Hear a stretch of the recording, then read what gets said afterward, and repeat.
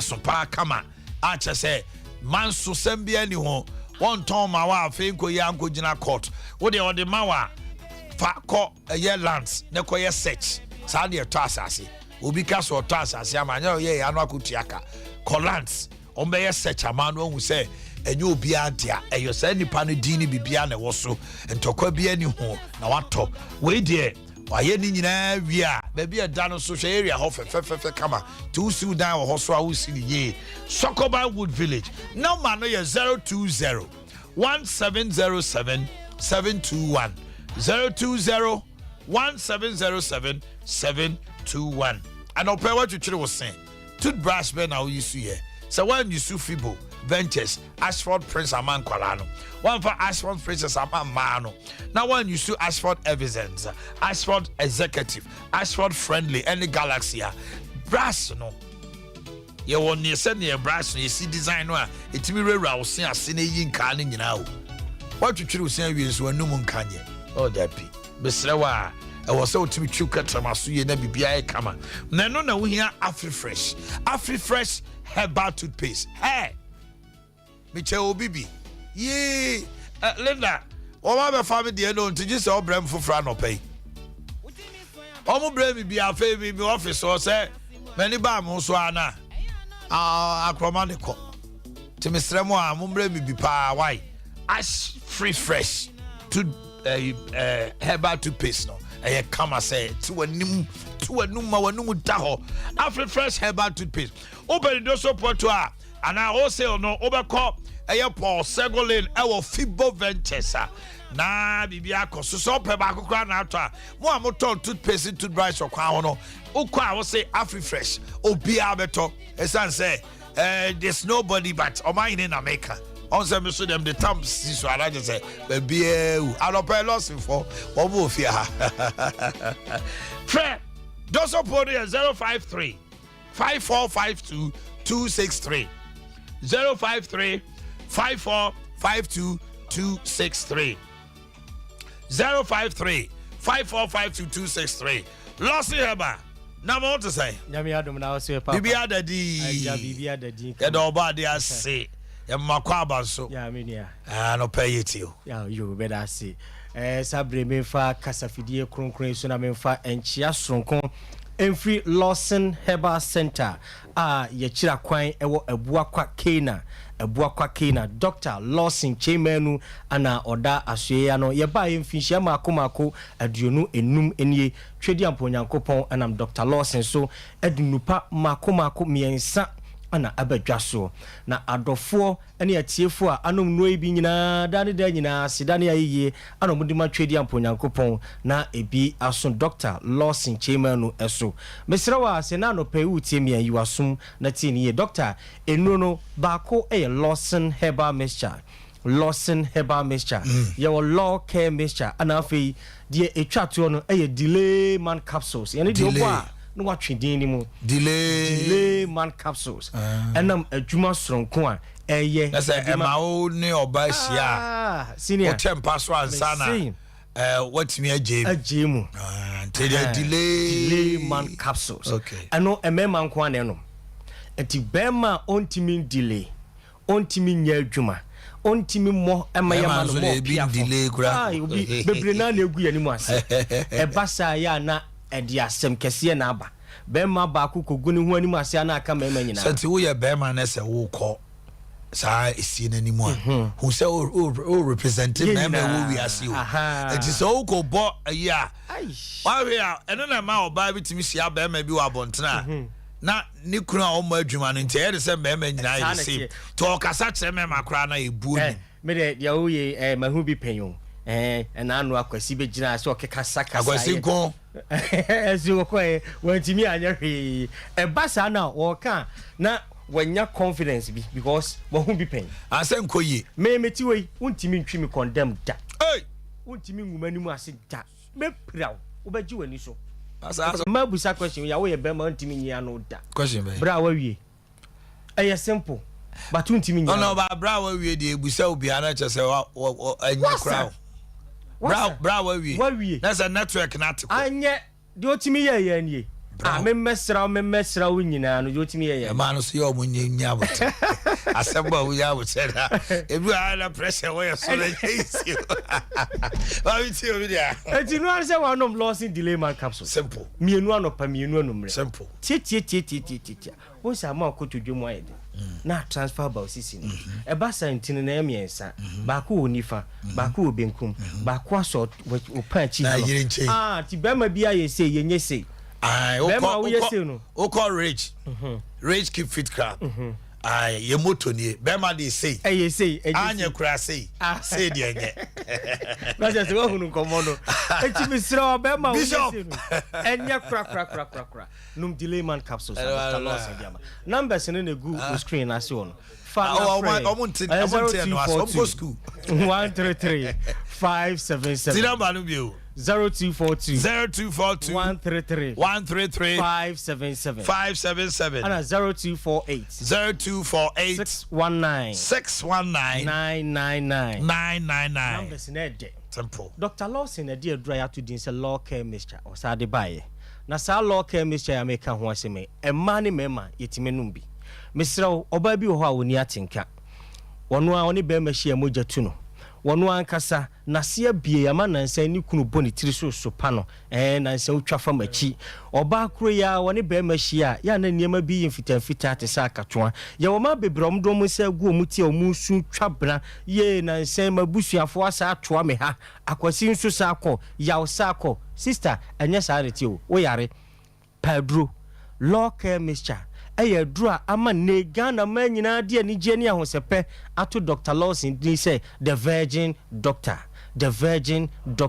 emfa ho ni say what break your virginity no onom Lawson law care mixture o de nom 3 to 5 bottles onom 5 bottles na menum bio and it's in yepa onom Lawson law care mixture no 5 bottles a menum bio eno an say wa frɛ doctor manom 5 bottles wo sen ba bia onom no gina ho a esa se bedru ba bi wa hwekra wa se wono ntimi mfa won sa nyede enwura ho ho be close ho be wo kama ho be chi be ma ni nu hia na ni bagye no aso won sa akanfo aka kiro se mawura me dase de wa ya ma me de bomodian na sasi me so bio ye ni ma ni didi ni epia nam no mo wie ni e mo nam wie na akosia we na mame edura numra wache me nam na me suma we basa e ma bebre na sa be wo mo ntiase bebre na nam so mo wo haunti no me de kireba me sion edura numra me ha ma adwene ma bre wo boa no de nsem yi ne ho ano Mr. Sister num Lawson law care mixture una sadro we se bi na se wonuma ebeboa na asiesiu na bibia adaye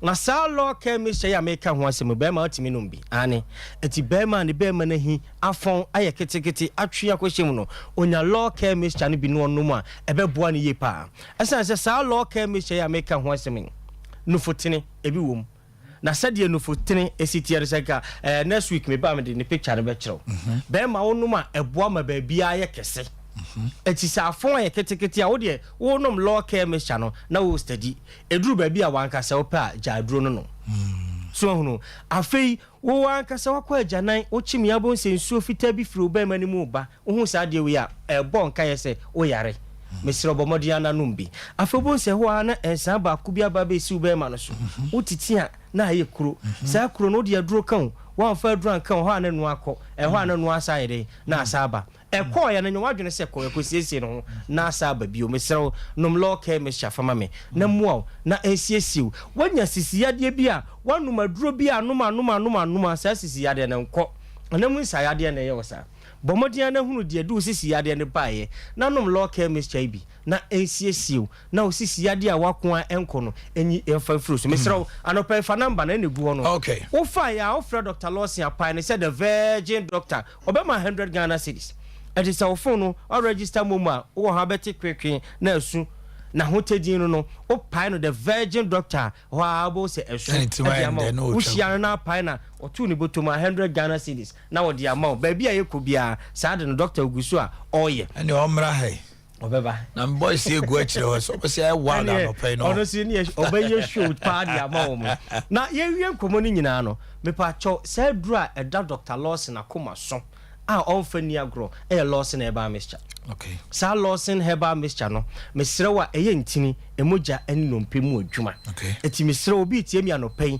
ne nase atatai ne kotodwe ehono na achia na poso ye ne ya de okuta poma onom 3 bottles pe obonso ato poma na to atwene na wodi ase na ani gya ide na aba me pa chewa wo tie min so oye oba anase oye bema wonum na ye onwono untimi ne die aduane besiwa na opia sinchen obi koketa so kra na agese ye sensuo di gupa mu na de ta watum ye de atototo ne widie mu sanse ne honam hyehye no ontimi na mesro bomodian na nom loss na ba me sha na fa abeboam afi wo ba bia kwakoye family planning wajai afinye efishia mienu nie fishia miensa nie na so ne mense sentimi ma eniama bi sei ana loss na ba me sha ye ho adwuma de oso ye chinyedufo no ontobi no on frem na menkyere no de obeye no onom sa loss na ba me sha no on hwa ade me man 3 days pe wo se ne menses na wako entimi ma no ebeba kama ama ho ato mesra wo de ebubu totot bank tinkiti obi kura de makura obi so de kura na ba se be ye ne betwa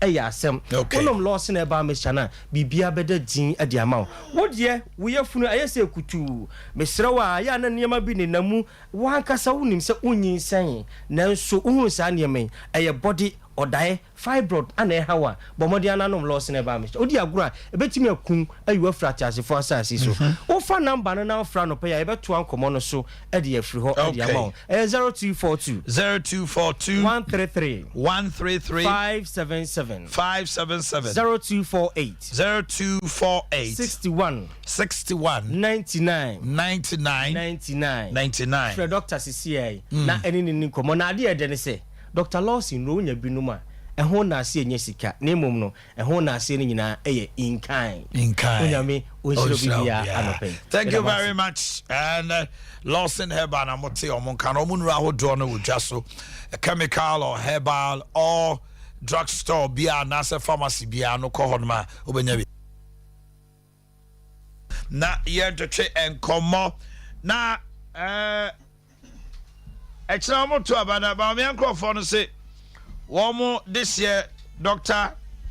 Alhaji Mahmoud Baumia no ya kwara reso anso say awanyini fefefe me fa nwumwe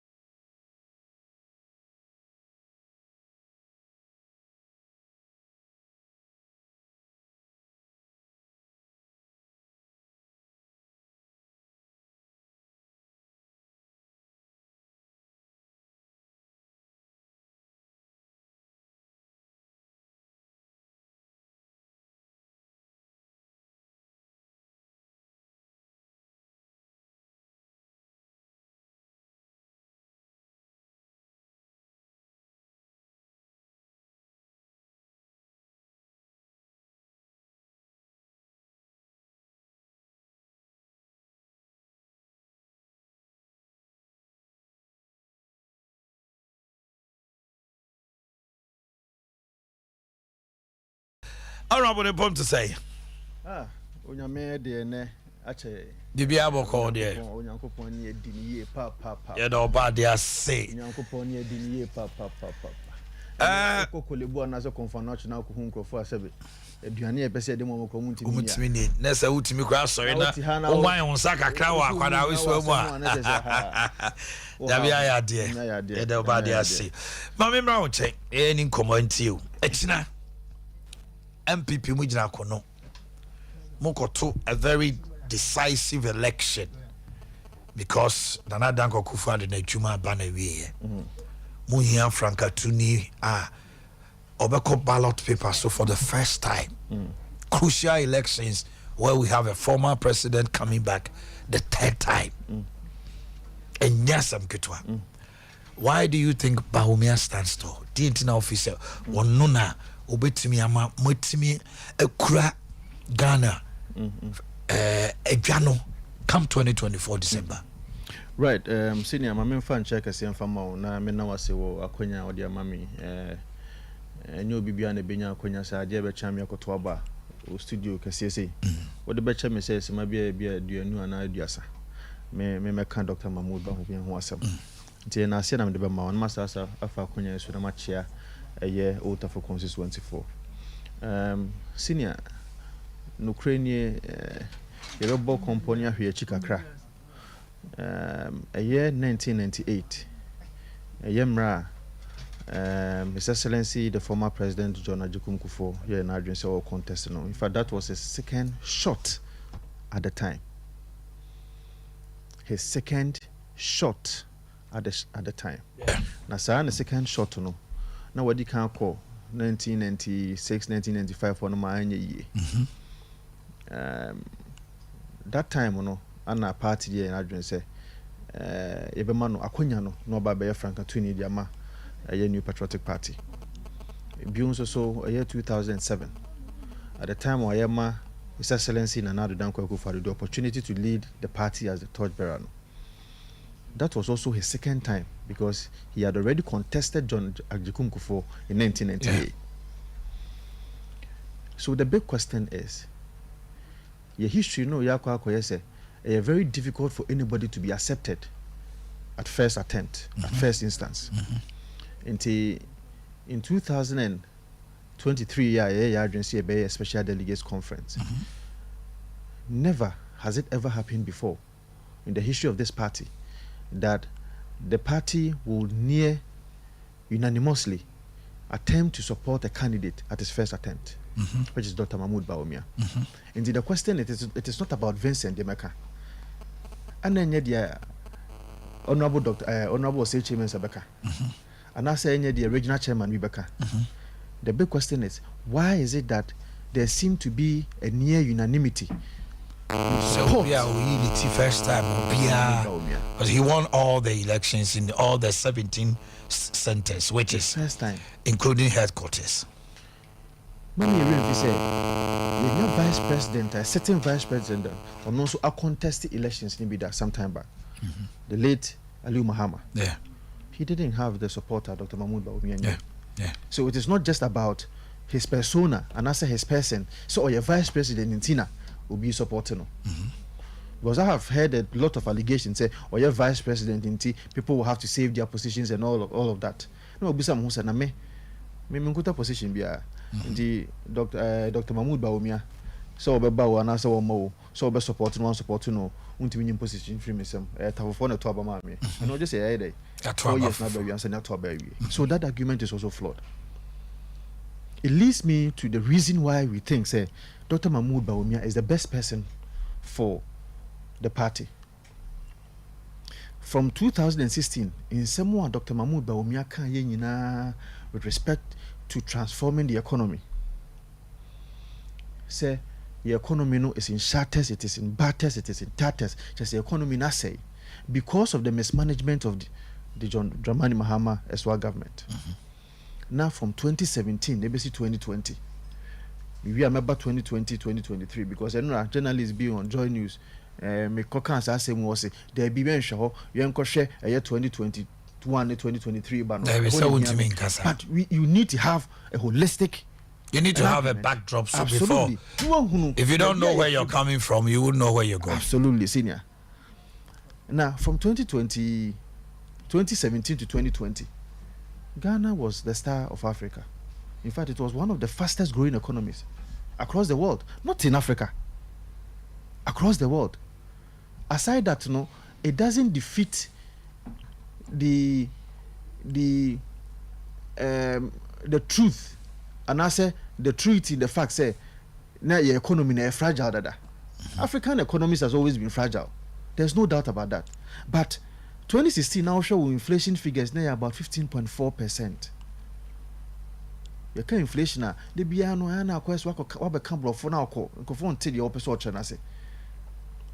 But say inflation is 15.4%, that's a china.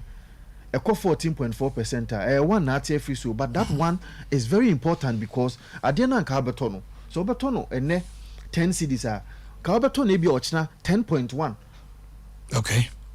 But the first out on 10.5 doesn't mean say still now course it is not better. Because 10.1 and 10.5 is not the same.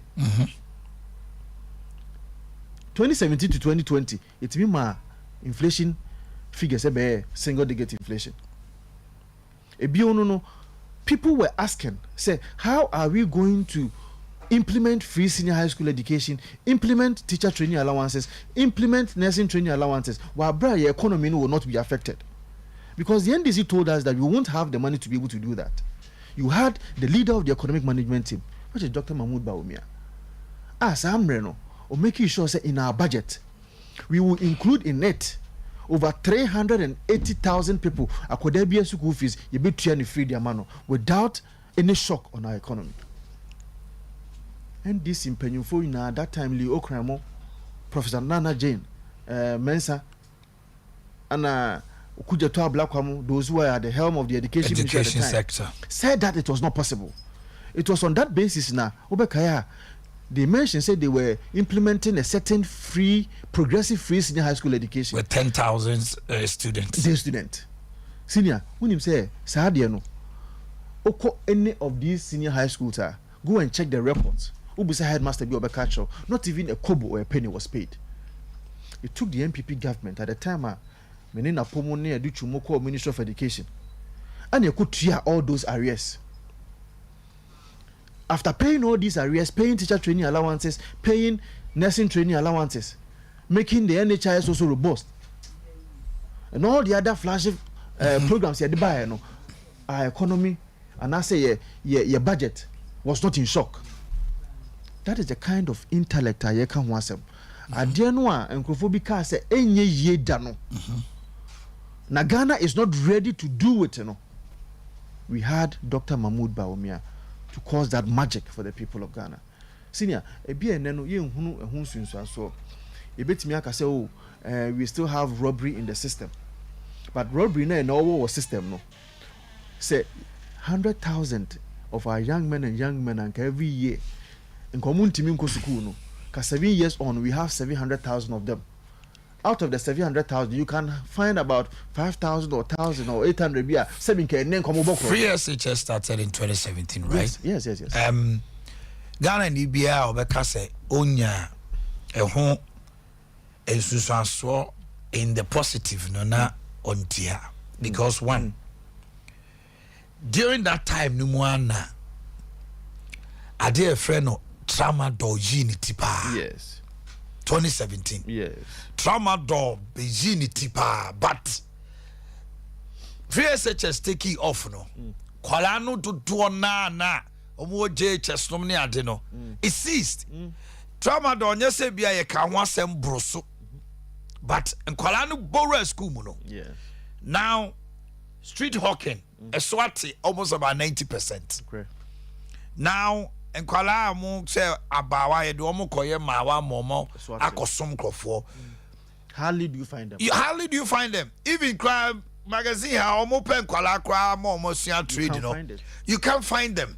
Hairdressers are not getting it. I don't think say Ghana need be able to make say ohunu because a man kwada no bebre ano mu ne ni so ade hunu kra say first no so we JHS or pen baby at akusua adwuma no. And e be awie nursing training. Obi e medical school. And for that one there, unless the person doesn't want to say free SHS has started making impact even in our social vices. It has. Yes. Continue. I think you've taken the seal out of my mouth. The point in it say armed robbery our system ni more. Ebia ye nhunu ni say there has been a certain implementation of a policy ama ade no so because ye nhunu. But medical can say out of 700,000 people no, I likely say nka betime nyamu at least ebia 500 ebia they are engaging in robbery somewhere. Yeah. And ye nim da chance muntino manu egusibuna so ebia na yemu bi has been a casualty anke bi kranke na entiase but because it has not happened you don't even see the relevance of the policy. This is a and work say into abayen to me nya hwe for robbery ho, but these are some of the few things and I say these are some of the things yeah to be able to make sure there is so much security in the system. And senior mebunu no aye what party no I believe that this is our charge. We are not Dr. Mahmoud Bawumia Asemo. I have stated on several occasions said Dr. Mahmoud Bawumia be president of Ghana hano senior ehiamecha onwamu, because that is the only way that the young person anywhere without any bearing or whatsoever can also have a future in this party. That is why we didn't believe in any ideology say drew me so or whatsoever. No, we believe that in the circumstances, the exigency of the moment, we needed to front Dr. Mahmoud Bawumia, not because said you're a superhuman being than anybody. The lives of Kennedy Japan, fantastic man. Alan Martin, fantastic man. These are people on any day we can bring them together to make sure say we will break the 8. Dr. Antonio Akoto, Dr. Akoto, also free Akoto, Adenimo, the sterling performance at their Greek ministry, no doubt about that. Obiani problem. In fact, among them, no, we Dr. Mahmoud Bawumia free wa. Obiya me ben pa bit me Kennedy Japan ano also free. These are people that I'm very close to. I know, say one way or the other they may be disappointed, say maybe to me and I say be support you or more whatsoever. But as I said, we have a charge, and that charge in a mebunu charge that we cannot disappoint the youth. Say young for Dr. Mahmoud Bawumia, maybe I drew no. Minim say ni bien so ba, especially me ma sentiment mu ha ni hia me. Ni bia ba. Senior. Efu ba e nipa. Sule ba. Su ye nipa. Mansa ekoba ensu ye nipa. And we need to be able to live in unity. Whatever our backgrounds are. Nti yemu say ho say Dr. Mahmoud Bawumia charge wababe lead was Ghana hey. Wababe ma elections and as a politics are about issues. Not because of whoever you are. A day ni betumi aye based on your bread and butter issues. And no any hear me. To my sentiment ha ankasa see ato abani bia I'll be one of the few people I'm call radio to radio to be able to lead this charge. Mesra Santimai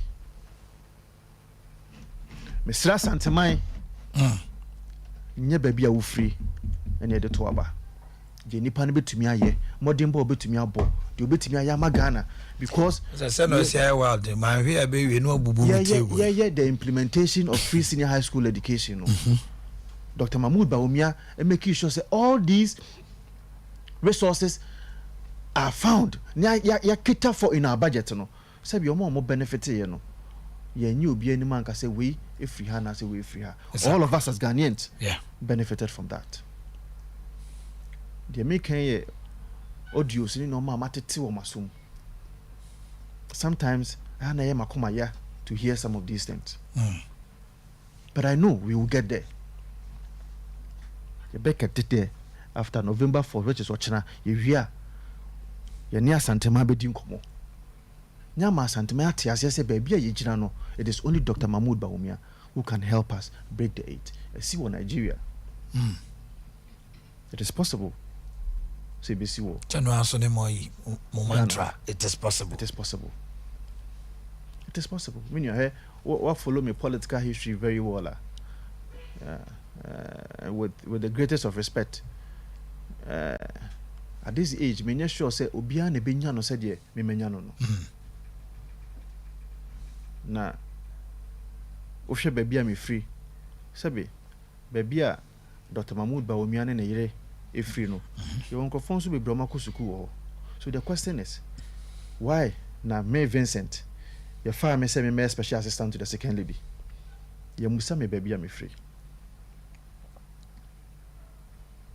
I was never asked that, and I was never discriminated when I was working with them. Never, not even for once. So on what basis shall we discriminate against anybody? You will make sure say all these things will leave our dictionary. And you be free. When you say Dr. Mahmoud Bawumia near Mekino, the President of the Republic, come 2025. Some people raise the concern. Bawumia Boa and another Danko Kufuado about my seat up until COVID and Ukraine no Sanya man buy to see an economy is in tatters. So what is he bringing new? When people ask that question, what do you tell them? Almost maybe I could do yesika some out topping, maybe a can could do your crowd inflation of 15. I could do 53 now it's come back to $38 core 18. I buy 11.5. Almost 4.3. What is extraordinary? How they buy apart from so far the win? How do you answer such people? Senior, may you sue the simple analogy. And I say primary school superlatives and the dear churches answering we the cliche of good, better, best, bad, worst, passion me boy. HSA. Oh yeah, mobile can bad best. Bad, baddest. So now, some baby away. See economy no. And yes, solid from 2017 to 2020. Senior, we would have seen West.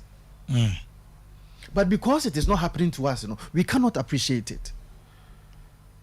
If it was 2016, said the economy better, and I can wait see ya. I swear to God, in the words of Canada, Japan, I swear to God, Senior, it would have been worse. Enti Dr. Mahmoud Bawumia, MPP for na yatiasie, we agree that there are difficulties. You can say difficulties in one ye bois, Asante Man Ghana for Madaro ma yanka say difficulties be any ho. Yanka say mo honchiremu. We know. But a force majeure, obia na nwene ho da. Say COVID baba for us to spend in the way I spend it, His Excellency Nana Danko Akufo-Addo kan or say for now there we cannot think about the economy. Yen to me nwene eye economy no ho. Yen nwene said ye nipa betimi ede enya nkwa. Ebi anya ne say obeka ya Ghana ye manage COVID to the extent say abrofo US4 UK4 they were touting the way you to me manage COVID. Yeah. The whole world ye refi ni na say this kan eye. Ye refi ye me ni see ye refi. And because of that, we will have the issues. The issues near Bannon be say we will have increase in lending rate. Our inflation will go up. The economy will be fragile because you have to be borrowing. Because you close see a certain aspect of the economies. Mommy at a point about 2 months, you close see borders. I think it was even more than 2 months. Air, sea, land, everywhere. Nothing was coming in. There was no economic activity. And so all these things affect you as a man. We should not forget you cannot eat your cake and have it. And these are the issues I had because of those and at that time. In Tiabesre, Dr. Mahmoud Bawumia, the modern boy from 2017 to 2021, and nuntina the worst of the situations are this year. Even though you're unacceptable, you're regrettable, see go through some of these difficulties. Senior, Okoto vet, Toyota vet, and now when you're about to be 80,000. Toyota vet are not those times 15,000. We cry the chase who are on pay because open be 8,000, 9,000. And this is just about 3 years, 2 years ago. We feel it. Ghana for yet tiasie. But in the circumstances, what can we do? But Bianca, ya manage economy ye to that extent said Naya. Senior, Bianca Toyota Vezo turn 120,000. But because I won't turn 120,000, no my idea. Yeah, yet to make sure say we will get better. And so, senior, I believe that Dr. Mahmoud Bawumia is our best shot. I believe that in the circumstances, Dr. Mahmoud Bawumia ne betumi aboa ma o man afa no ntoma perfia. I believe that what Tresa Sebi Oyobia, he has so much intellect. He has the competencies. Because you do the comparison. Dr. Mahmoud Bawumia and John Mahama. Come on. Come on. Why? Because of the challenges and you're facing, we are forgetting all the incompetencies of John Mahama. To the extent that Doomso Kraba will say we should forget about charging our phones. Why? No. John Mahama and Dr. Mahmoud Bawumia, senior, are incomparable. Okay. Incomparable. When him say over here or last round overcall party a constituency Chamo Tumaba. I mean Jakwan. Some ben now catch delegates across Ghana. Well, senior, as someone may catch delegates across Ghana and they say Nipa 971 was say no to Abano. It was largely peaceful. In one incident go northeast. Inti say over maximizing numbers from 971 to 271 you might be able to have say okay between be a 200 incidents because of the numbers, because we are talking about over 200,000 now. But I know my party. I know when my party decides to be gentle, we will be gentle. I know when my party decides to be peaceful, we will be peaceful. That's the charge I'm I am ranting and mabawano. Because sabi akokrabia no betimi akodi no ma Munubia amebunube nse akokrabe so odi na ade na panyi be so odi na ade mabunya no be yusu wo ye mebunu na wo hwɛ me anase wo tie me wadaroma. Don't be an instrument of what? For distraction, for chaos. Don't be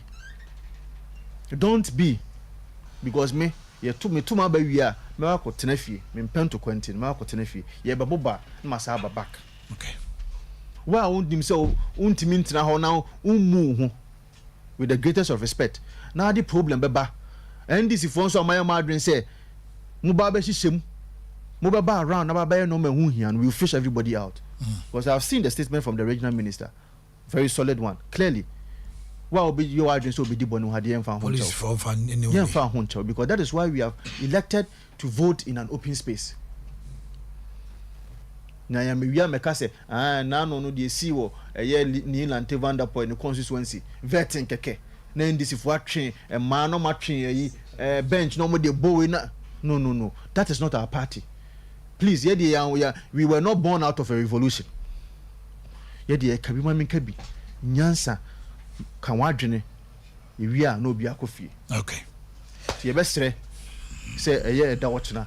By the time we betu ya ba na wie no there will be peace. And the last thing senior party ni dey nhye ba say Ohene Jan supposed at the forecourt say bobo aba ni wie a ho ne ba ko unveil. They said 5 p.m. Yes, e ba ko unveil the next presidential candidate of the New Patriotic Party. His Excellency the President himself will be there. Party impending for Justin Kodua ne chairman Omina Beba for us to be able to unveil. Some MPs in so you bit me akono.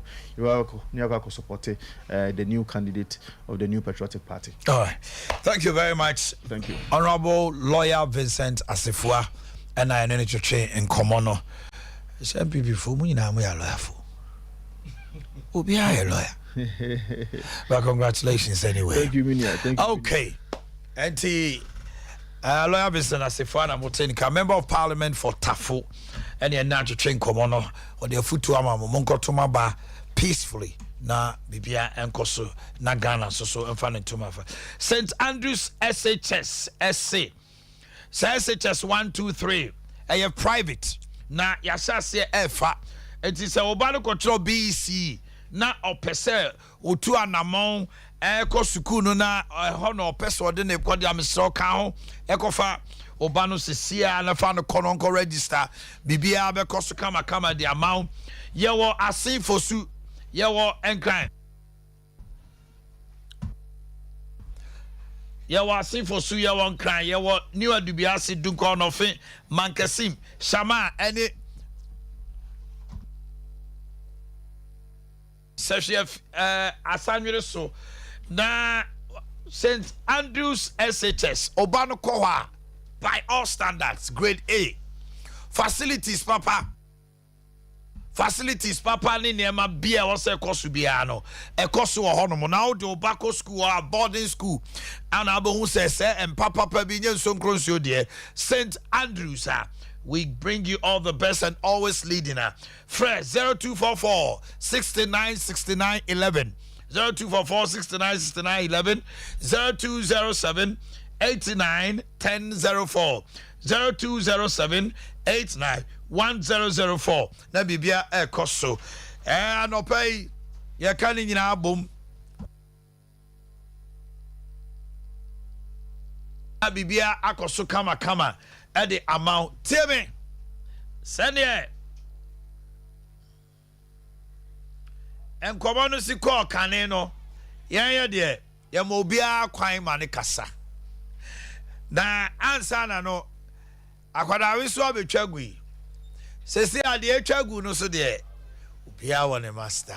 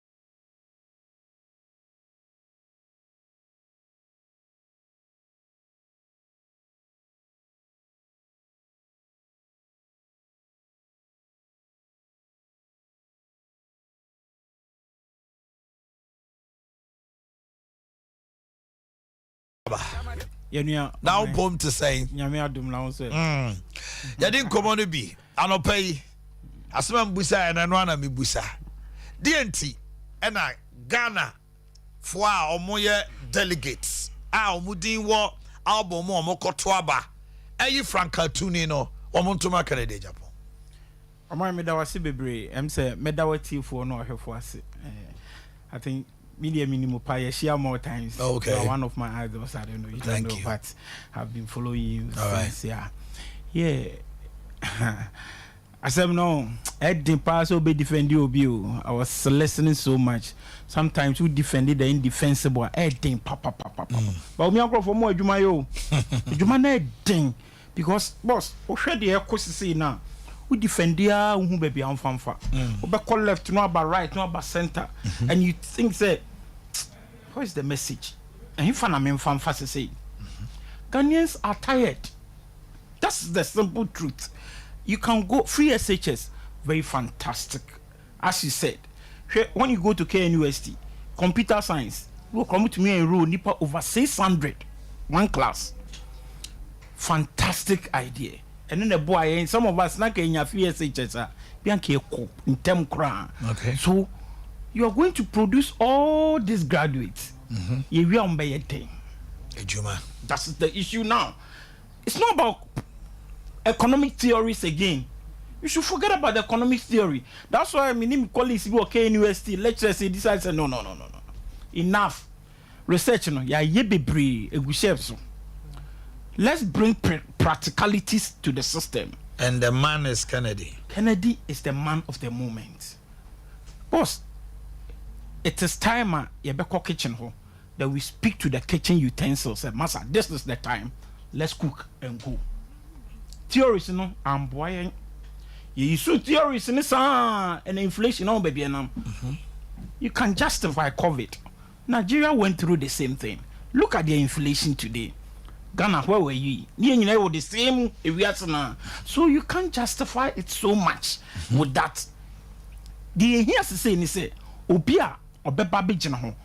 Now, I am not say, Obi Piedjuma, Mamma for your Pia. That's the reality. That's the bottom line. That's the bottom line. But so when you Canada, Japan, what you Kotokro Ononkwa as a member of parliament, Otumia fruit juice, I want chrome, and may the call Brazil, any other exporter. This is what we need in Ghana today. And yeah, your tax 2 cities, 3 cities, they are better. No, we are everything will be revolving around us. We need the practicalities of it. That's what Canada, Japan brings to board. This is a for street to see. Now, here's some small analysis. Busanipa 100, Ubenya 80. Canada, Japan. First of all, bring a man who is loved by the people. The Nipa no dono. Because boss, you will be a country after 8 years biano. I buy no home. Obianim. And to break the 8 no, ain't easy. So you need somebody. Nipa nyina dono dada. Uko Canada. NDC for don. CPP for don. Obia don. Then after that, just okay. After 8 years, when an nimbe mono, Nipa be consider say he's bringing something new on board. It's about the something new. It's not about your old order. Debbie, and you see, Debbie, because Dr. Baumia is a fantastic man, but if you weather not see idea, it's no good. Weather now cloudy. It's cloudy, and I ask myself, say MPP in Pennyfono, you see the MPs. You see the ministers. You ask yourself, sir, do we need a candidate for 2024 to win election, or we just want to select a candidate to represent in 2024? Support now. You ask yourself, go to the ground. See, my to stadium, my studio be boss. Yeah, the MPP are some tackle me. You're bombing for me, bombing for me. Okay, baby, I'm from Konkosi. To see you do know, I think that. With the new ideas, Canada, Japan, they back on board. But I understand them. So, you think that continuity is the best. But when you go to your constituencies, you listen to the people. In fact, not even the polling station for no, but the entirety of the constituents. Boss, they say, Otunfo Akasebi.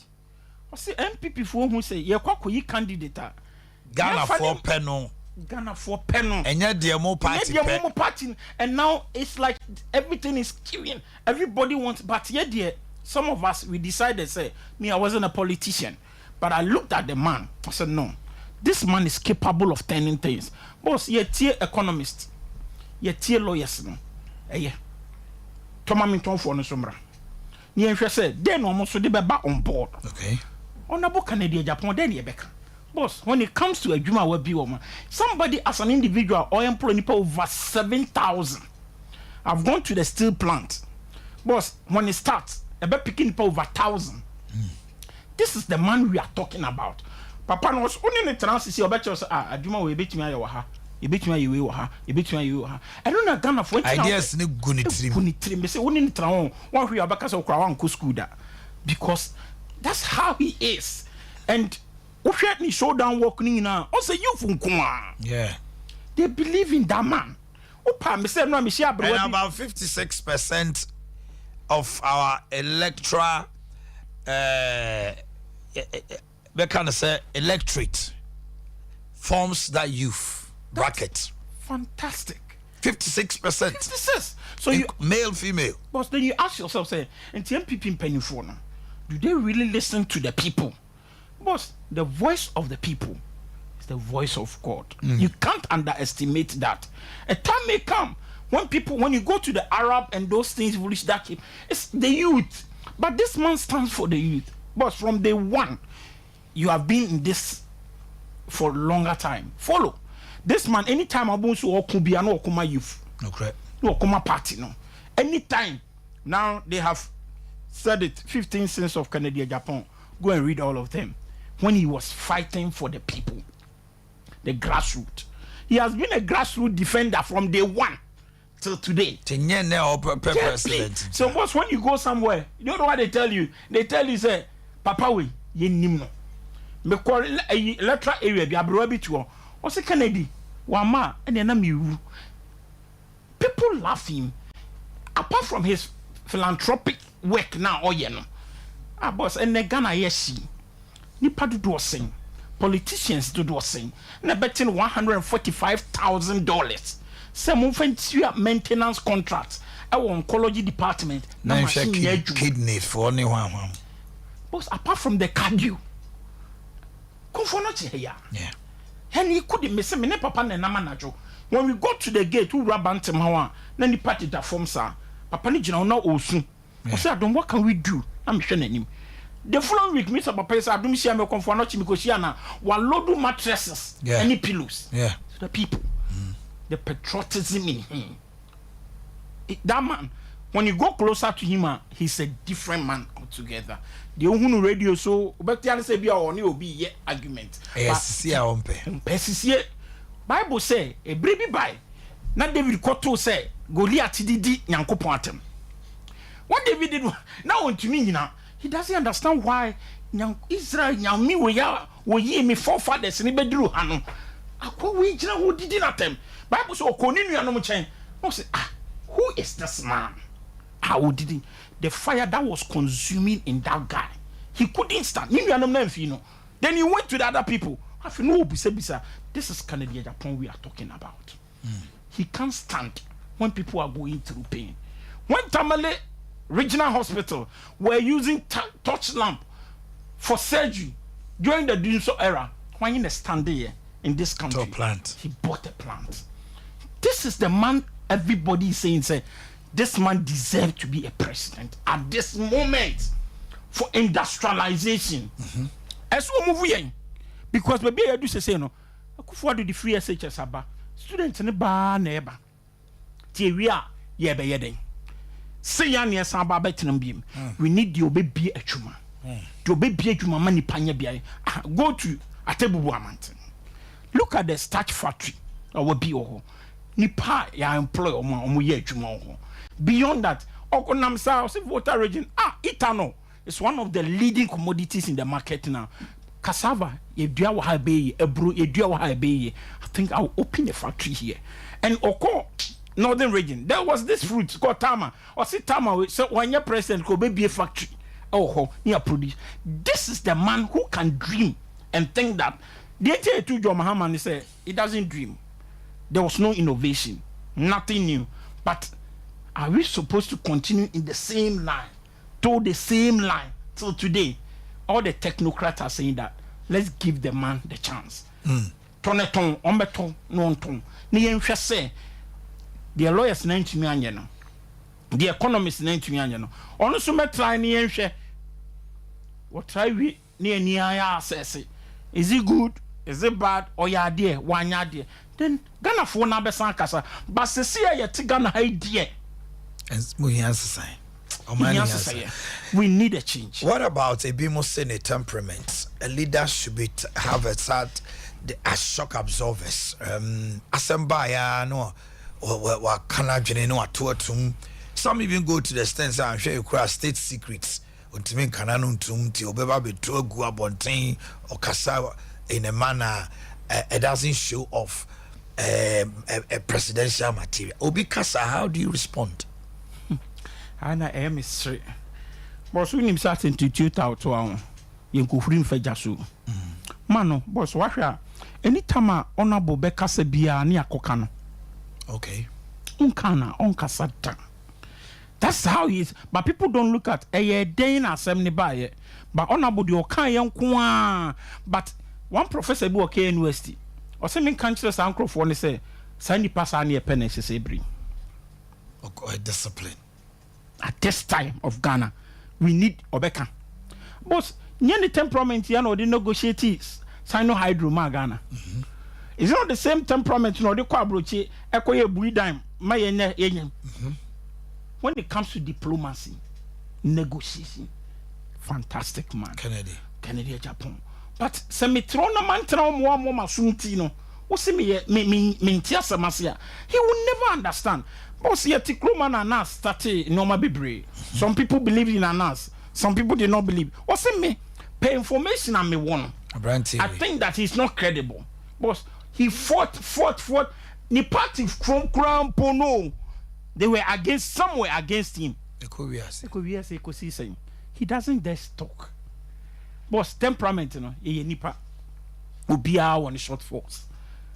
Then say Tiana and say Vice President Samira Baumia, but true seats you Ashanti region. The man could have responded equally. Because we had the neck on one and near defa. And there are so many things they have said against this man. But said the nipano sometimes and normally be boss when you go to the phases. So when the elastic gets to its elastic limit, what happens? It destroys. So sometimes you nipano. Now I don't think say no one seminar and let me tell one MPB because he was saying that man or can't send me a family. But he's a good man. I will never say anything when I'll go to him. When I go to him, and he's that man who is so sober, very, very calm man. But as you see no ompe. Na yentena but be a Ghana address say dear, me, I don't want dia can me pe honorable Kennedy Japan temperament no. At this Ghana, in discipline, do in discipline. Boss, you see a clear free system, and he's the only man who can do it in this MPP. Boss, Usha on me say, ya own, you better be me catch a delegate, no. De bia me can say, what way? Ubetua be akwakoyi flag bearer. Now we are 2024. Ubekwa man for them akopa mo chew say, Mr. Mom konkoto aba. Ubi asa me nko tom. Wona woto aba yi candidate. Ye catch ra say yempe. Wuji usika na akoto aba no. Kona nko akoto aba no. But they have forgotten say aba no bia wo aba ye back. One.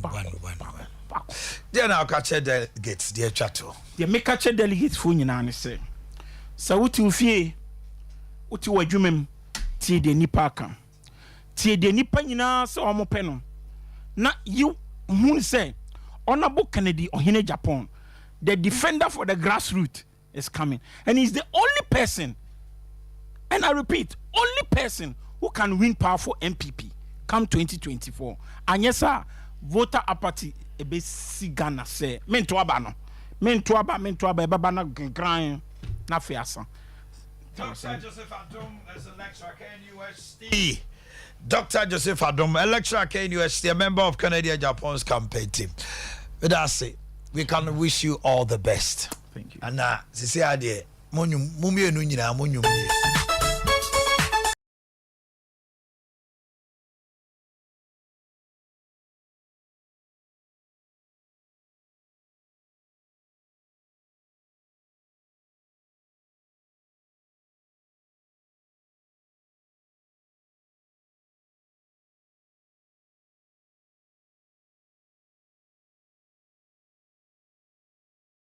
We hear the final results.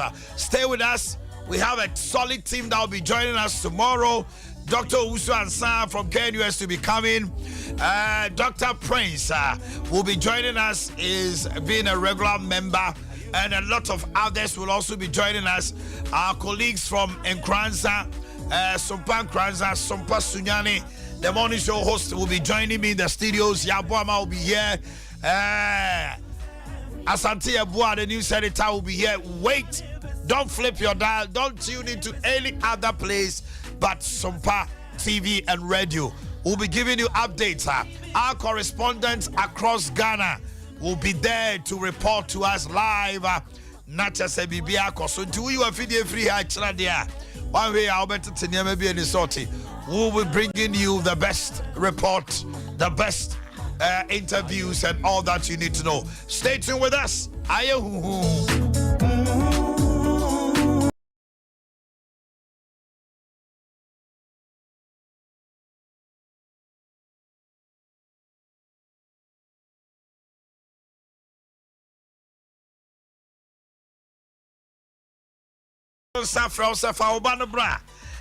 Crash to a KG2 Canvero. Your play toys said the man called Adrian LED screen said the tram of Frana there. I face sick bay. I want no more. Come. But Betram in Chewa. Call baby, imagine on the pay. And now no Kennedy. Or boom, man, Kennedy.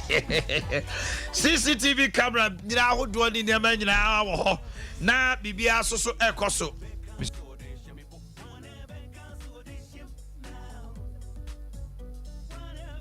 na de ye catch the one say can vero dear Fabo Frano call na yentete no Jan say we building up future leaders ye wa kwapra ahimfie ye ben wisdom Chronum Kwapra. Your number is 0240693720.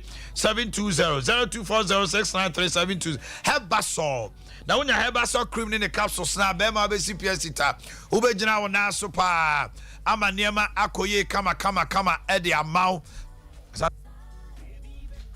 Na bibia koso kama premature ejaculation away stamina na aye mre na aka ho enka no nso so ubenya bi na de abadwuma low libido ne niam aka nyina enkoye se eba ekoba mal mixture eye malaria dro na se mre ye ahotutuo nom ne ade ma malaria timi dokro wa wo bre no Herbasol Company Limited de ekoba mal mixture ba abo baba compound fee honoma alaba susu kumasia Zongo hina himfie na chi ho enkan new fadama Medina soso nkran ho Zongo Junction from 0244 634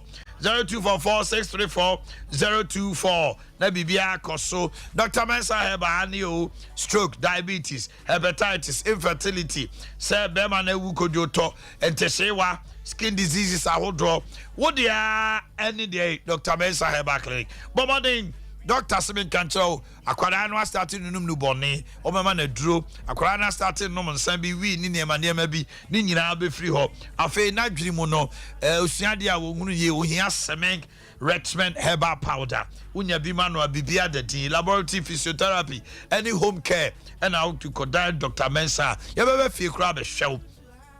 Kochi, ye ni Guinness depot din hwe ni mu. Frey 0271 173 551 0271173551 Anna which my friends was 0245 958 768 0245 958 768 Canada Digital Satellite it's now TV Papa TV nya Koto TV ne ya na china tra ho fra anopa ya bo ama betrase na otrase a na dwumadie no take off sana ye gina mu sa nim say ya otremu a wo bra na ya sesa no na we so have take over e kira nye ize kra wo fi anomo ye nuanom e won kransa omo sunya omo nyina ba be kan ho na ye di dwumaso e wo fi anomo e di amamo it's the one media with Election House and to stay tuned now TV no be so there and you know atod bi o Kennedy 70 inches to 75 kasienanka na home theater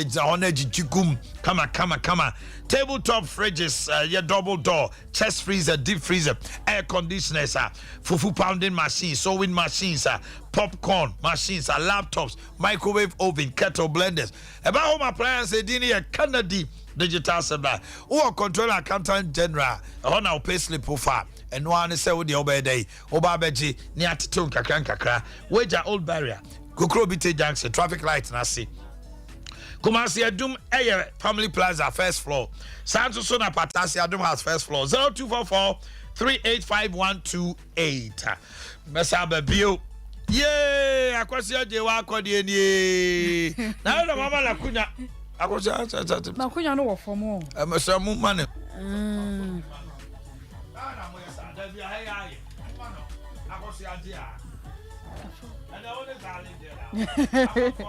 oh sir me so ma firi wo mo pa now what to say oh my me ho ye almost morning show why you referee so oh me nyirai na o ma wo de be kan yeah can be bia wo chat now what to say nyame adom na me say wo man nyame adom amande anwum we de we special request prepare for to mama Monday ye mo no obi nkatachi man ho obi nya ne mio say da na me say ye mo na Monday wo janfo nkatachi man ho obi nya ne mio wo man Monday me mo ma wo ba so da ya asore ohini me say say na me say wo sa baja say ne wo sa eye ba me anyu no say Omia wala iba omia isa na. Mese Monday we bo binya no miama no. Monday we bo binya no miama no. So da ye. Da ye abo Monday we bo binya no. So mo mienu nyina. Ento ba na sa ba ma. Azati abo de dey afi. No mu bo bakọ. Azati abo de no ta na chi no. Adani afrafra. Afrafra. Ye tu fa. Ala mom says fuck. Hey, o say ka ko tu gugu a we chiro. Na on say aba no. Ko bi kra na nko wi esi a nke. O de what's our own recover? Can you see? Nyagro no can you see? Can you see? Alan. Ne nyagro. Nipa. Nipa. Ma say nipa ni de obenya. Na chiro sa. Na debio. Urafi Boakye Indium. Our blast spot. 600,000. Ghana need forces and we are kutaka. Why not 10,000? Nyagro. Basa me say. O ma no de so obenya. Che. Boakye Indium. Ya no me say 600,000 obi akuta card. When you 10,000 cra. And na chesa agro ne form. I don't pay. Yeah. Sompa TV and radio. Asempe nipa. Ye dan abrantie. Wa beka ye ho e wo fie ha. Dodo na nim ne ntahudini.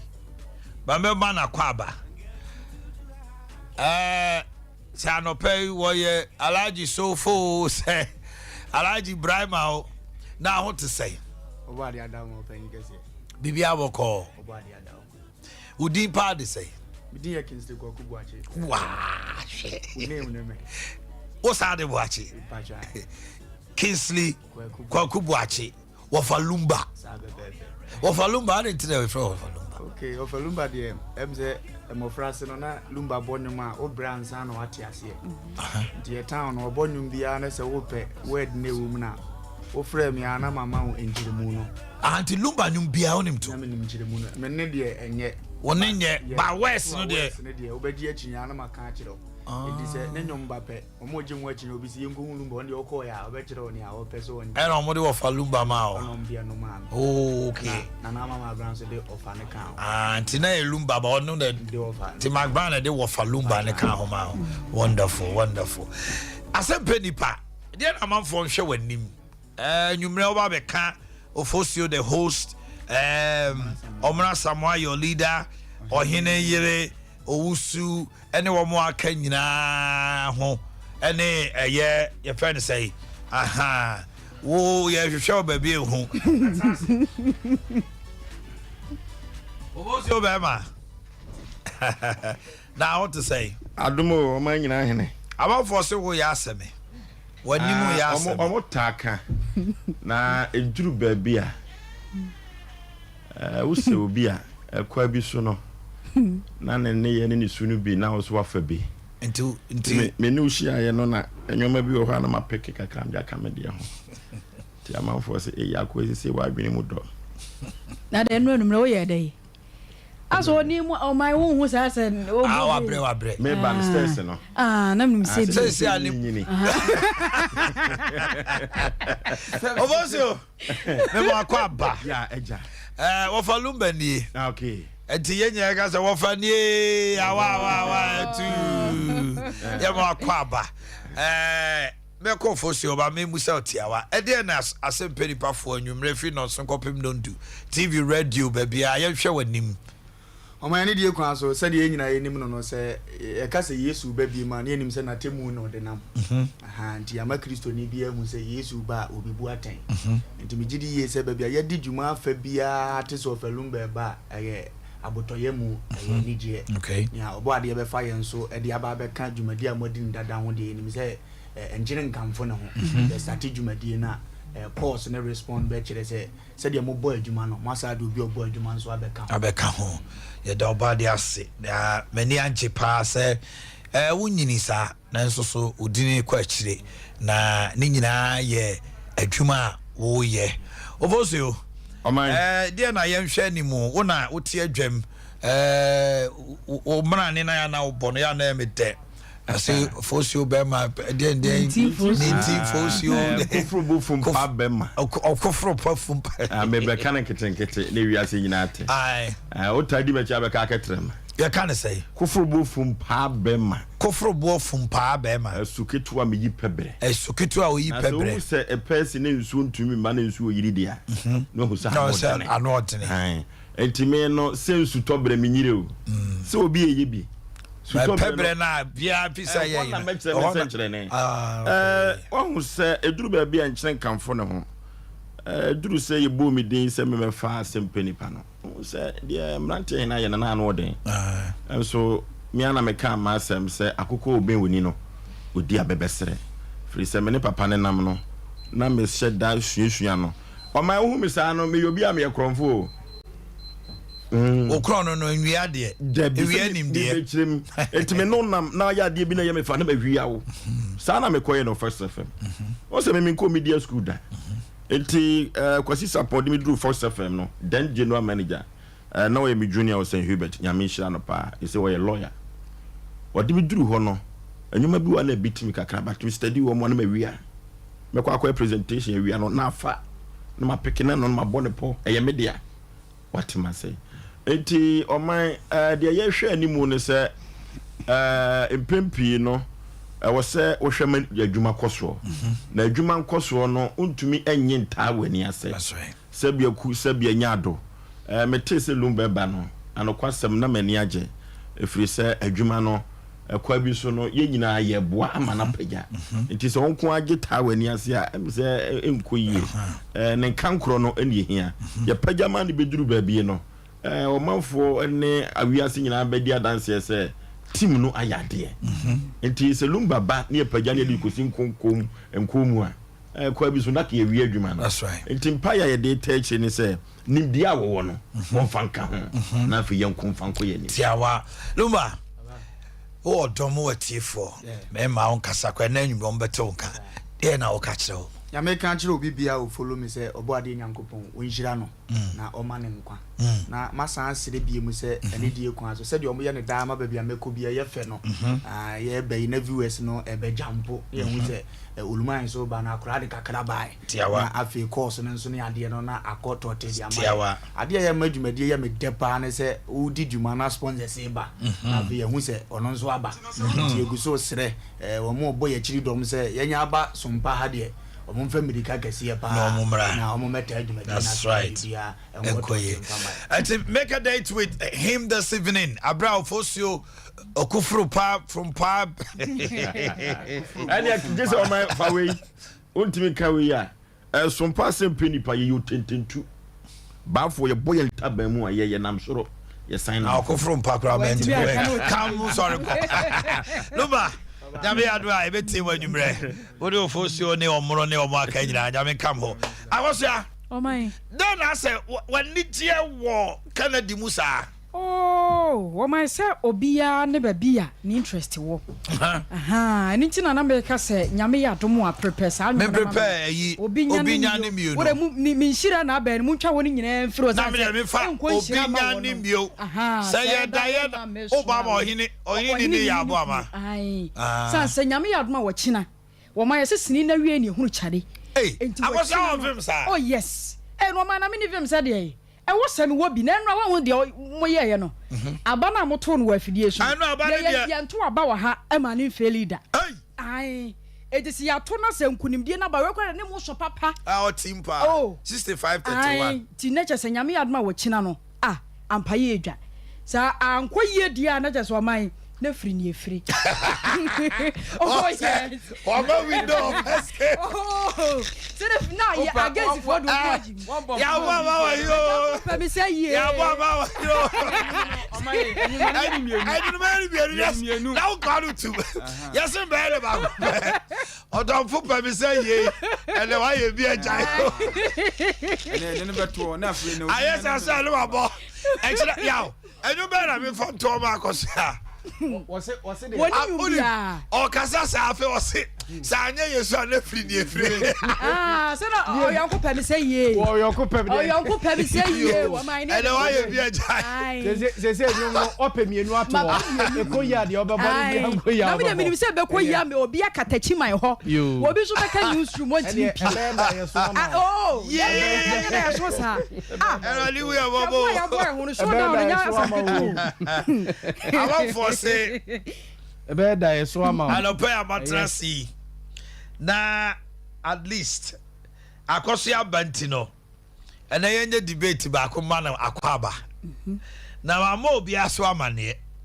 Eti asem no me be ka tum say bam.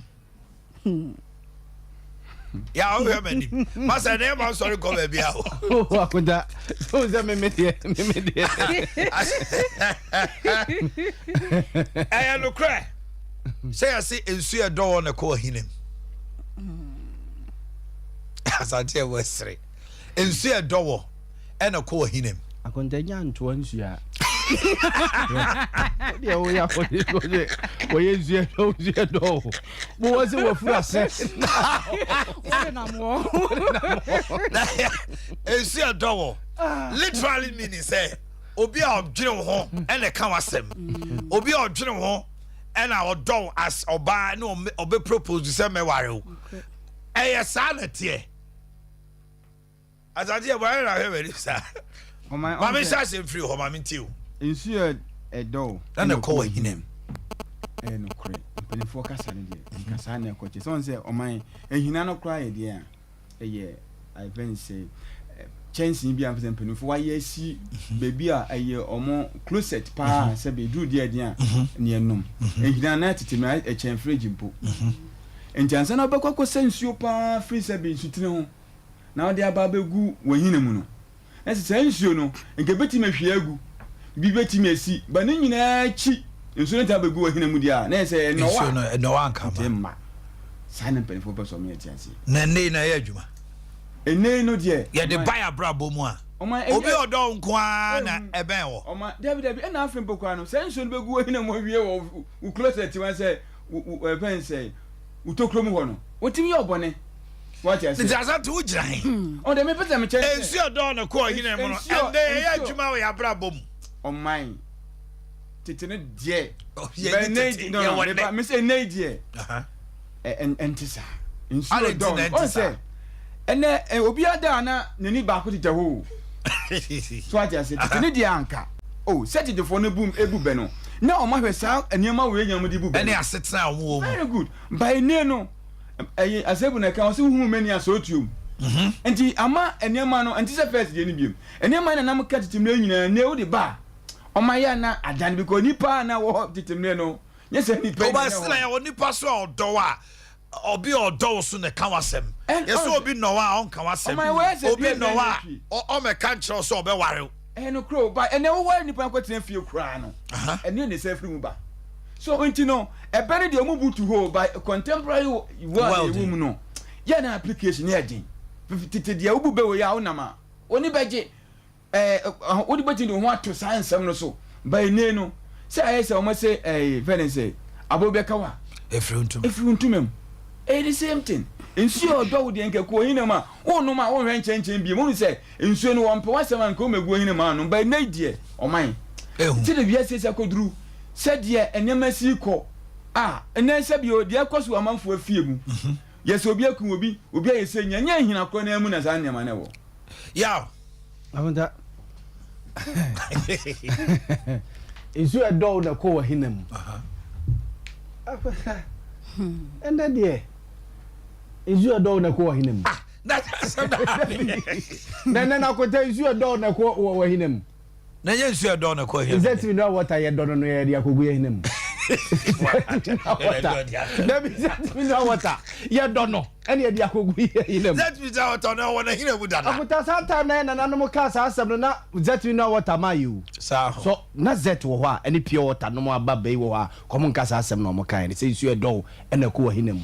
Literally, they want to say, Obi on General Home, Matthias, Obi on Peso Warrow, on Noah on Casso Bewaro. Matthias Yakota, and Nesso Suno, insure Bekun Tem the core him. And then insure a Bekun Tem gone too soon, baby, Benny and I insure a door in the core him and a maneba. gone too soon and you who boys you are wo basa kure mu nyina eye insu edo na ko yakota enye ne odo no na poison waku nyo na de upie ye nyo na ne onu kodidi ye nyo na eku won de odo no a won ne tie adwuma mu no won na adi hu konkonsa ye be yi wadie so atwa se iti enensu edo no ko ohine mu no eno na eku no insu edo no a eko ohine mu no ono ene wafa wadwuma mu sika de akope ba bi atena no a o company no insu etan won eko ohine ene akonta watamfo kura no bompa ye manyankopon ento watamfo nkwanam na ma wososo nkwana aware wasase so akota won se sa asoma si we tame a wo ya hweye won ho pa but na wo buani agu wadofo so but wadofo no na eku wadofo no ena eku ba wotamfo no a wonim se akosua je wa akobia me bia menim se oyema me tamfo no a me ya hweye won ho no ono no nkumi na asante ebo a ofisi ono na ofisi me ne koba no ona ewo ofanchene o dada nchene odi gumadua ne mu da bia ene ememe ya yewu bebrebe ya aka me ya omu na dikura bebrebe akota nyo omu na eku ye ma brabo na ensimu yi ye ya brabo na ensimu yi ma brabo na ensimu yi ya brabo na abu ankade na enya mo ye ye be kade ho ede be kade pabu bebrebe no so ka una be ware mi anase me na me ware wo una be ware mi anase me na me ware wo kan ko ba sa sai chick bebrebe omu na ekunkum mu ni mu njaje wo kwa dada nchene ne ya sai chick no de mu onidi wodi emu onidi me boa sai chick no de emu onidi nchena wo yakubọ bo wo de ye na bra me so na men kana bi ya le fo alusida odrodro le de me ka kosie ni se enye nne na ensu edowo ebe ko wahinamu a opedia sakunte hu ka opedia ensu etan de eyiri nu a eba be fo akote se akosombo dam is village ba ma no kwense ene na mu benumom falco uzi adu na kote do kwa a obepedua bi a esi so no maso ba isuo no ti se bia leg busuntwe da hodin no fawa simple that was akosi abamiti akosi abra my dear be na da se nsu edo wo ko hinam na edi obone aka ho ade na da na se akono se nipa wodo ope wasem wodi wawuo na wo se wo wo me kwaba no sa no a wodi adwene to ho kakra dada nchene no aya na ma no omuni mpefe se nipa de odo no oku kra oku nkakra no yese se nipa wata wo be ku simple sa wo man nipa wata wo se wo ku a ho wo nwene bibia ho se wodi afidie we to ho ana so wode pane bi hye babia bo amatene se me wona na babia de tatene se be wono a wo hye na de hye wa ankasa ma be tan yes bani power do wo no wo ma na eto ne ta woketuwe bi ejano na wo na don sa so ase bibi hye ha ase bi woni bete na wa de ne na ewuram wo ma sa na tienti ni power do wo no e de ta beboa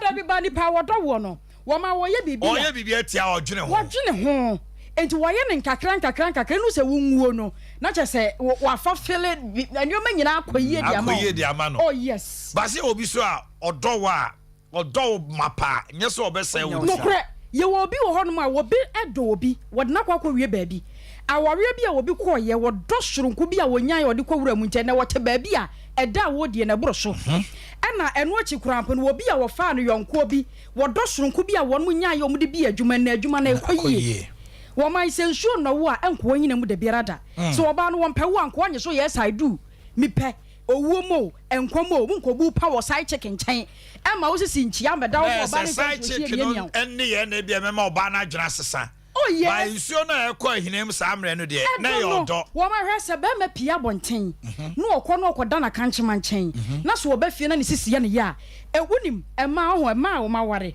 omunim pefe so omukunu no mo twempena ho but ya na yebu ani gu ne obi so wunim dia tia mo ware ya so munim aka mo koda wo ma se wunim dia tia mo koda wo ma se ye mo do hwan ye do muntia mo no ye ka mu ku e oda wo do ntina ma wo do ye do muntia ɛna dare dɛ nyɛ bɛɛ ma kɔtwe mpena wo hu ho na kuta ɛma ɛyɛ so hu simple wo obi a ukuno ɛyɛ so simple wo obi a ukuno yɛ boa sɛ bɛɛ ma wo kɔtwe boa ma yɛ mpena akɔntɛm ɔbaa no ɔhuru dɛ bi ɔmusa wo no nkyerɛ sɛ ɔbɛ bia no ane kuro twem wɔma mesew hɛ ma menkyerɛ wadeɛ ansa na ɔbaa bɛka kyerɛ wo sɛ woni nipa asomasi anaasɛ ɔbɛnte atwa mpena no na wanya no evidence ne bebree hwɛ wɔba mfiti prɛko pɛ ɛnka nkyerɛ sɛ wo ne wɔbi twe mpena unless wɔhunu sɛ wanya text message bi wɔhunu wɔ picture bi enti wɔbisa wo a wɔnim sɛ wobɛtwa ntorɔ paa ba wɔbɛbisa wo ɔwia no wɔde evidence no ataatoɔ na wode bia bɛma no tena dɔ no enti sɛ wɔka sɛ wɔde dada nkyene ne ku a na wɔyɛ ne nkakra nkakra wɔ sɛ wode ɛnyɛ hwee menku wo hyew ɛma ama ɛmɛ tamfo prɛko pɛ eti no ɔde dada nkyene no ɔde ku no ɔmiamia osisi na ɔbɛma ne ngyina mu maame ka sɛ mo sɛ hyeɛ gɛ bi ne pilot bi aware ɔho ɔma ware for some time ɔma wɔ ma miɛnsa na wɔma na pilot no ɛnya side chick ɛna side chick no bɛka kyerɛ pilot nso ɔne ne nyam ɛna pilot hu sɛ ɔde kyerɛ ne yere no ɛna sɛ ɔbaa no fɔ so yɛ no hu message no ɛsɛ ɔbaa no hu yɛ no wɔ asɛre saa sɛ wɔne ɔbi sɛ ɔde ne side chick ne nyam sɛ ɔne maame ne mami nsa ne nyanya pilot no ma ɔsi pilot no ne hu ni hɔ nti wɔn ho sa chick no ɛdɔ ɔkɔtwa bɛ wɔre ahyɛ no okay nti wei no maame no let's maame no we dangerous scratch side chick no ba maame ne dɔ bɛɛma no ɔno na ɔde asie no mami nsa ɛnyɛ ne ma o wɔdɔ no papa no hu ni hɔ ah wati ase eti mami nsa na ɛna side chick nso ɔne nanya na ɔba no wɔ asere saa wɔ sɛ mi kunu wɔne hwan wɔ ɔbaa no yɛ wicked ɔbaa no ɔyɛ dangerous side chick fo na ya na bua me bua ya akuta ya nti ɔbaa wɔtuma yɛ wei no onye dangerous nkyɛn side chick akuta side chick no side chick ɛnyɛ true side chick na sisi bɛrima yi ba bɛhu sɛ ne hu ne wei sɛ ne mami nsa a ɔne ne yere awo mo etifie no nenu kwa de o mani wo betima wu oba be ma no yes it is side check no side check ne be bo kunipa akuta side check ne be bo ma ware akoso akoso ntensu edo de o ma nsu edo wa ku ahinem enko ba bia enka obeka ma obi a tese ne kunu be ma enya adwuma nanso odo ne enti wode honhon saa na wode atena wa ko sisi okogu ne ho anim ase wa abonte side check no okogu ne ho anim ase wo ho no mu ene side check na nyama ba hye no ansa na bia saa secret ne se be pia abonte mpo a apie a ne nso no wo be da ko anyinem ko so mu panko yebebu awoso apai yeba na mabre na mo de ayoyo na me de etre na ho ade ne wo man keme say ru ba bonyu bi wo se senke tututu a ade yi enke wo se de enke ke wiase ba gide ka ba di pom pom pum pum pum na ba ni bi asa ho me sew menka se yesi ana wodi ya ti hu oh hanya na be ko se me kan ije aseba na ko ba be se no ayani dia loko besa apostle tie no enkoya ba onkoya no ayi jata die bi ano na jubo ubo wadi de be ya wo okay abuja for basia be basia wona oyire na esia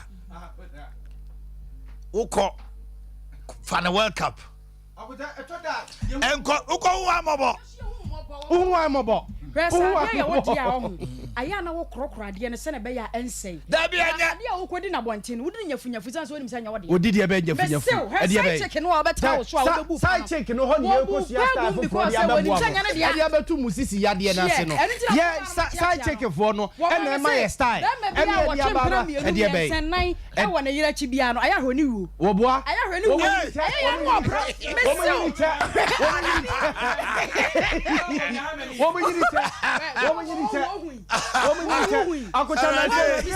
sisi kroma say ya tro 80 years 90 years ni ade ko bisa sa mema no yenu miensa ya tire ho sa de mo kunkum ye buwa ya mo rade chenchina mo chenchina tetem no yese aja kwa menu wa ru sira be so pa chade ko ye kokofo wo inchi ni ma 50 ne grandchildren 10 ne no ebia say 3 4 odi mfie say 120 o wi hu na ko chenchina wa chenchina no wa chenchina manager bank manager wife Baako. One. Nima. Children two. Age. 48. Obi anka ne mesa. Ade nyina sai wanom nsa. Wanom de be. Wanom he. Wanom he. Unu bo se wa mai wanom he. Wo chenchene. Efunu ne abusia fo twa wusia. Agosia je wa dia. Adop.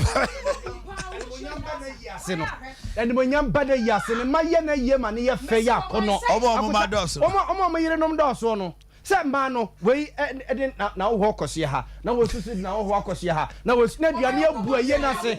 So who? Obia yenibi.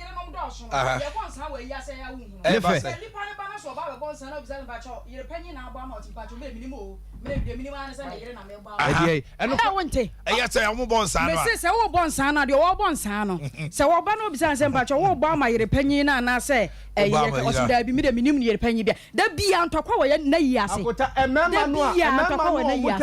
what about Romuno Mayas, the BI at Checker at the Mabus. I check a cabas. I was your for some part there. As you say, I say, yep, and one and more. I go say, I call it too. Sardine, corned beef, geisha, tea tomatoes, Nini na damo famra. Ya de bibe ko and mofra no so a catching tino. So, we'll be our exercise book and answer pens on ne. Kwalampa boa monotia mesremo and to manum ne Adea also betim the aba number no ye 0598 ebeba tarawan media sika opeso de send no ye na odsro ebe kasa ho 0598 559802 0598 559802 ye kwa homa no so na eneye mamu kwan na mo so mbeche madwene ensu a do wo ko wa hinemu no akosia de ose no kretro do yesi mema mo ware mienu miensa mo nyiri che akosia so mo chenchene ya bo ma se single ones no so no mo de kaba fie asante ebo ase kane no de na nka je adwuma but enne contemporary day nsuo de tawo kra na ko him because oku a akosia se eku no so kra de nka ye softly killing me softly. Join us on the lines 0551 931 931 0548 931 931. Hello, good morning. Hello, good morning.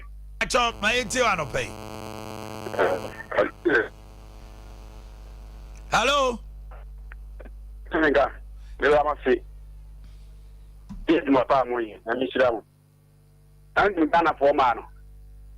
I said, dear pa, you bua. Yankopɔ kan wasɛm ɛwɔ twerɛkunkum no ɔmundi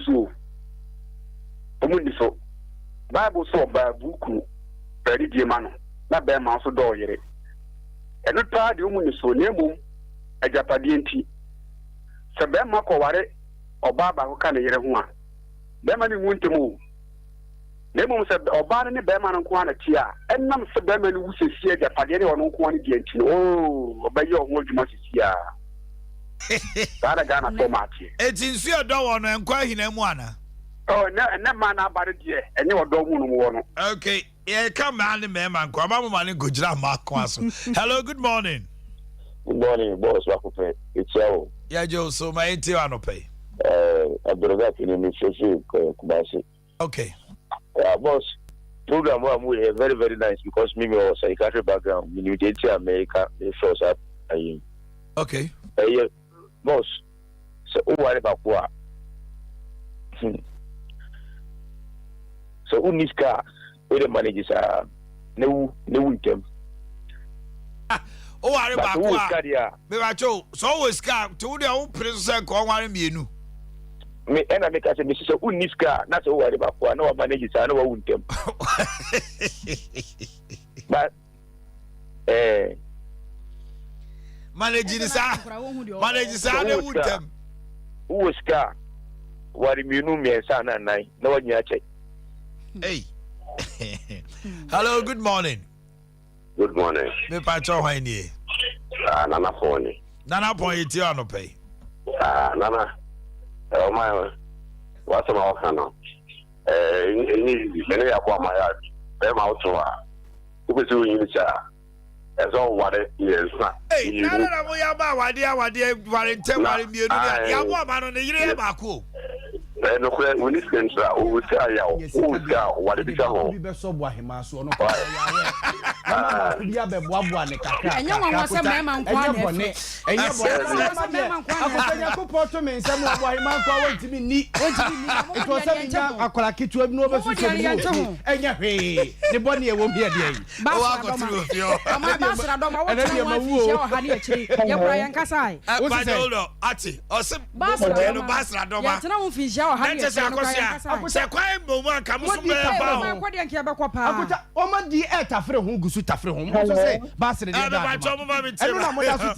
Hello, mommy. Why do you?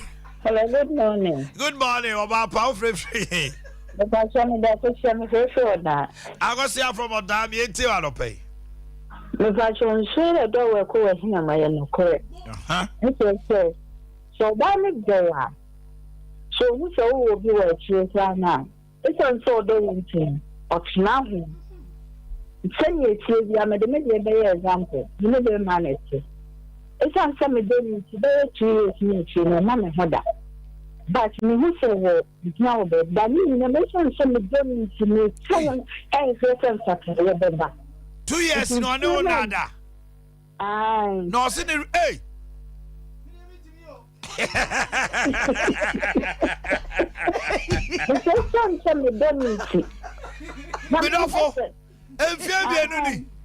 Let me catch it. Now what you cry? 2 years in Beman and about done into what to know. Hey, I put a man who I put up with a Roman sister now. What a Roman sister?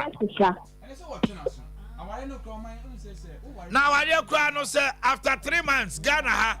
Beman and I grounds for divorce. Hey, any who does so? A member today. I was want to me. I could tell me to me. Let me try now what you boss me. Now what you coming to me? Hello,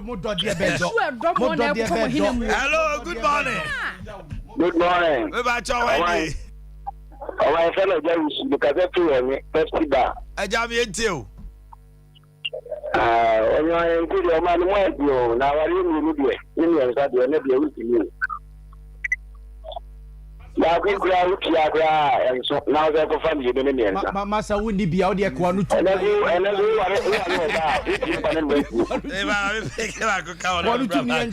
good morning. Good morning. Pacho Henny. Of I'm here too. Pacho and prayer. Instead of the poor him. But I am beneficial for chance in this. But since we tell it to my ear. And so, Jack, told me you have. Then they say, I would well, I just say, only about Tracha, and I say, only Bema Tracha, and I know before I turn the whole front. I say, a million now, or Banana Beman, you know. I am telling you, you're not born in a year back on a time, fear Edunum, almost one from my entire. And only a small game. We had one for small game. But I don't cry. I'm watching to one for Baco. I don't watch you for farming. I'm watching over Friday. Unanea would just a bonus over pass him from. Welcome to a Kiaso. Just I take a wife for Kiaso. I was your for your birthdays, no, not your brand. So, Reverend Aboakye Da Costa of Royal Palace Outreach Church. The entire Royal Youth members say Maltrinkwa. Patricia Sewa Jaba, Uncle Mr. Gabriel Jumo of Chiaboso DA Primary or Maltrinkwa. Afe DJ Benasco, drive time host of Success FM. Happy birthday. Alison Sankobna of 21st Clinic. Today is your birthday, Alison San. And then Richmond Amankwa of New Swami from your mother Rita Boatin and girlfriend Omuma Utri Mkwa.